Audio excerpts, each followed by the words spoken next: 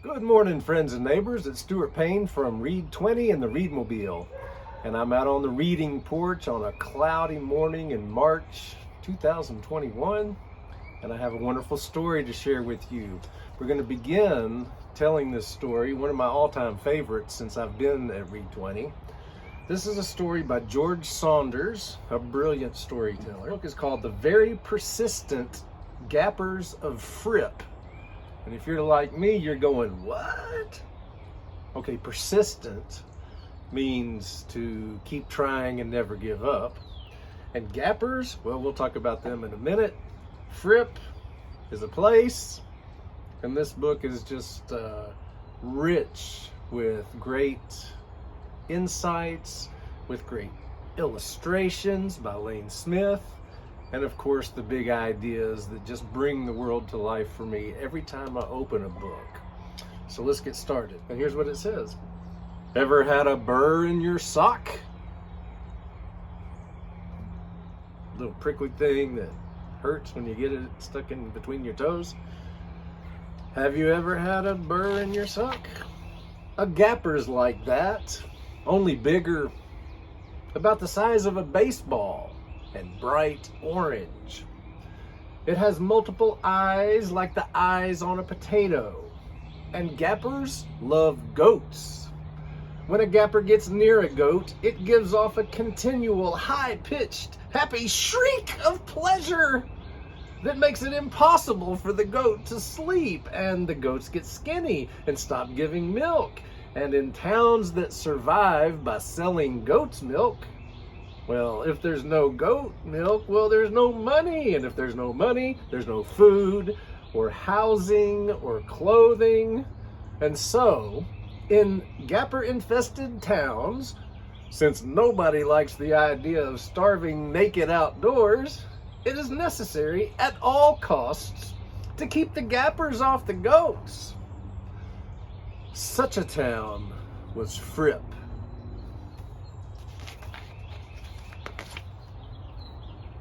Cute little town. Frip was 3 leaning shacks by the sea.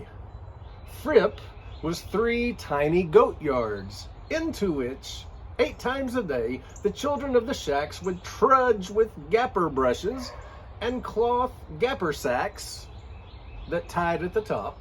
After brushing the gappers off the goats, the children would walk to a cliff at the edge of town and empty their gapper sacks into the sea, where the gappers would sink to the bottom and then immediately begin inching their way across the ocean floor, and 3 hours later would arrive again at Frip and split into 3 groups, 1 per goat yard, only to be brushed off again by the same weary and discouraged children who would stumble home and fall into their little beds for a few hours of sleep, dreaming, if they dreamed at all, of gappers.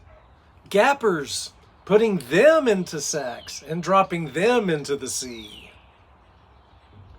In the shack closest to the sea lived a girl named Capable. Yes, Capable. Earlier that year, her mother had died. Since then, her father had very much liked things to stay as they were. At dusk, Capable would find him in the yard, ordering the sun to stay up, and then sitting sadly in the flower bed when the sun disobeyed him and went down anyway. Does the sun do what you order it to do? The last thing her mother had ever cooked was rice, and now Capable's father insisted that all his food be white. So in addition to brushing gappers 8 times a day and mending her gapper sack, Capable also had to mix sugar and milk and cliff chalk into a special white dye, and then spread it over whatever she was cooking that night. And yes, it was a hard life, and it made her tired. "Father," she said one day, "maybe it's time we moved away from the ocean, away from the gappers." "Oh, my dear, I'm surprised at you," he said. "This is our home. It has always been our home. There have always been gappers and exhausted children brushing them off. I myself was once an exhausted child brushing off gappers, and it was lovely. The best years of my life. The way they fell to the sea from our bags. And anyway, what would you do with your time if there were no gappers? Sleep, said Capable, whose eyes were deep, dark pools. Ha ha, sleep, yes, said her father sadly, and then he went off for his afternoon nap. Now, gappers are not smart, but then again, they're not all equally stupid. One day at the bottom of the sea, one of the less stupid gappers, who had a lump on one side of its skull that was actually its somewhat larger than average brain sort of sticking out there, he calculated that of the 3 houses in Frip, the reddish one, Capable's house, was about 15 feet closer to the sea than the next closest house, which, when you're the size of a baseball and have no legs and move around by crinkling and uncrinkling your extremely sensitive belly, well, that's extremely useful information. So that night, instead of splitting into 3 groups, the gappers moved in one very large, impressive, shrieking group directly into Capable's yard. There were approximately 1,500 gappers living in the sea near Frip. Each Frip family had about 10 goats. Therefore, there would normally be about 500 gappers per yard, or 50 gappers per goat. Tonight, however, with all 1,500 gappers in Capable's yard, there were approximately 150 gappers per goat. Since the average goat can carry about 60 gappers before it drops to its knees and keels over on one side with a mortified look on its face, when Capable came out to brush gappers that night, she found every single one of her goats lying on its side with a mortified look on its face, completely covered with shrieking orange gappers. Yikes.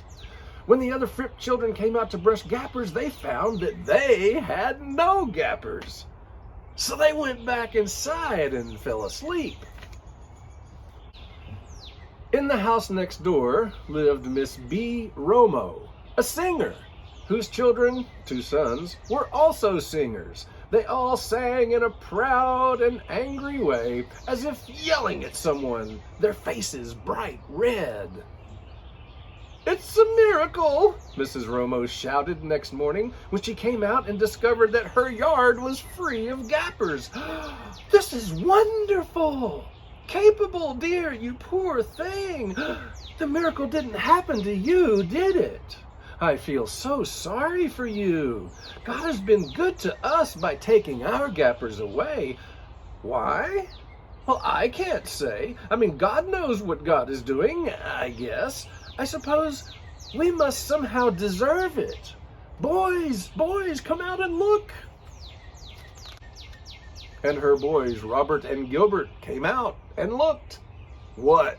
said Robert, who was himself only slightly brighter than a gapper. "I don't get it," said Gilbert, who was exactly as bright as a gapper. "No gappers, boys," said B. "See, no more gapper brushing." "So, what are you saying, Ma?" said Robert. "Are you saying we don't have to brush gappers as long as there aren't any?" "Boys, it's a good thing that you're such excellent singers," said B, sort of rolling her eyes at Capable, "because you're certainly not going to win any brain awards." "Well, I don't want a brain award," said Robert. "Me too," said Gilbert. "I don't want a brain award either. Unless they give money with it," added Robert. "Do they give money with it?" said Gilbert. "In that case, I'll take it." "Yeah, money or candy," said Gilbert. Or a trophy, yeah. "Or a medal," said Robert. "Unless they pin the medal directly into your brain," said Gilbert. "In that case, I don't want that." "Me too," said Robert. "If they're going to stick a pin into my brain about it, well, forget it." B says, "Boys, stop talking. Stop talking now and go inside and sing." "Okay," said Robert, "but no brain awards." "And that's final," added Gilbert. And the Romo boys went back inside and sang some more angry scales. Angry scales? After which they argued about which of them sang the best.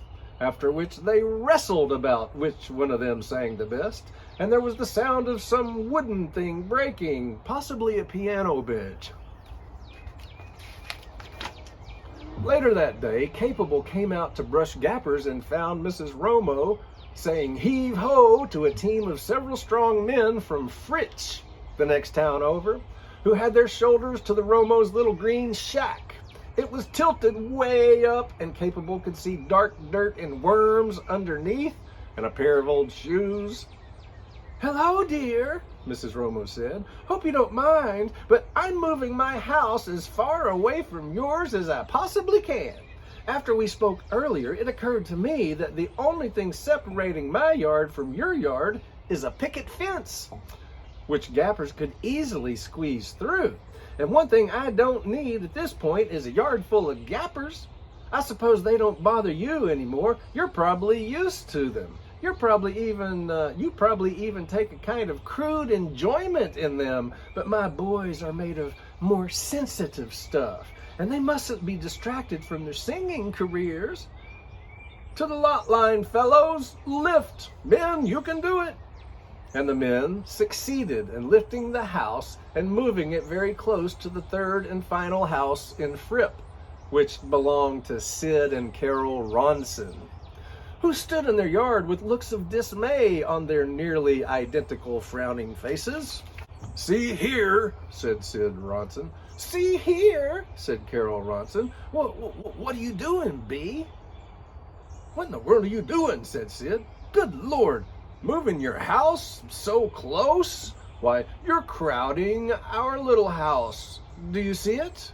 Our little house is this blue one over here. The one your house is nearly touching, B?" And it was true. The houses were now very, very close. A person could easily hop from roof to roof. The Romo boys were doing just this. They were hopping from roof to roof, singing in their angry voices, while the Ronson girls, Beverly and Gloria, craned their heads out the window with their fingers in their ears. "I'm still on my property," said Mrs. Romo. "Good Lord," said Sid. "Good Lord, B," said Carol. "You could look right in on us, being naked in our own private bathroom." "Oh, don't worry, I won't do that," said Mrs. Romo, "although you will probably hear us singing from time to time." "Lucky us," said Sid Ronson. And immediately Sid Ronson hired the same 5 men to move his house to the far edge of his property.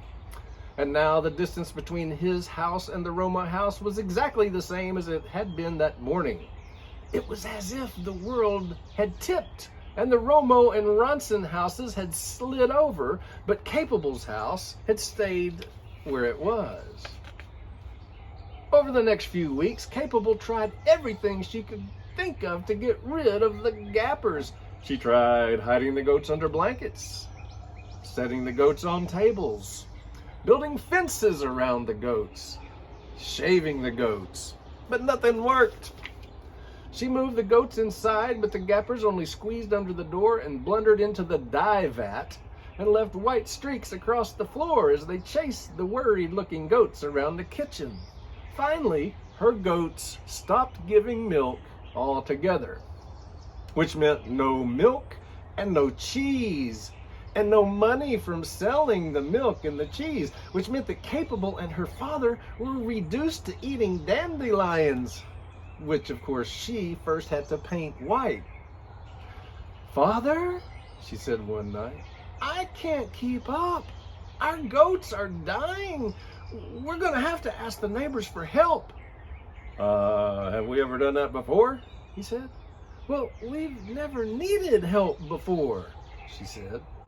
"Well, I'm against it," he said. "If we haven't done it before, well, it stands to reason that this is the first time we've done it, which means that relative to what we've done in the past, this is different, which I'm very much against, as I always have been, and as you well know.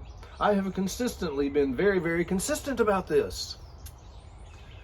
Then he went back to sleep, and Capable went out to the yard. 20 times she filled her sack with gappers and walked to the cliff. As she brushed and bagged, she thought of her mother, and while thinking of her mother, she seemed to hear her mother's voice saying, "Honey, if you need help, ask for help. You're not alone in this world, you sweet little goof." So she went inside and she wrote a note to the Romos and to the Ronsons. "Dear friends," it said, "we need your help. The gappers are too much for me. They're killing our goats. Please help, I beg you. Your friend, Capable."